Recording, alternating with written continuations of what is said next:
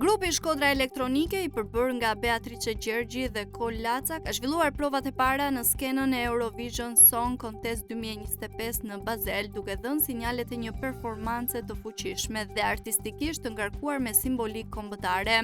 Në këtë paraqitje, dy artistët shqiptar kanë sjellë një bashkim unik mes muzikës elektronike dhe elementeve tradicionale shqiptare. Kostumet e tyre skenike të krijuara nga stilistja Irina Dema në bashkëpunim me markën Tamel Clothes përfaqësojnë një ndërthurje mes veshjeve tradicionale shkodrane dhe materialeve moderne me shkëlqim metalik. Ky dizajn është menduar për të reflektuar energjinë, historinë dhe vizionin e muzikës elektronike që përfaqëson grupi. Performanca e Shkodra Elektronike është realizuar me ndihmën e Ombra World Studio në Londër me drejtim artistik nga Lorenzo De Pasqualis, ndërsa dizajnet vizuale janë krijuar nga Emanuela Kabu.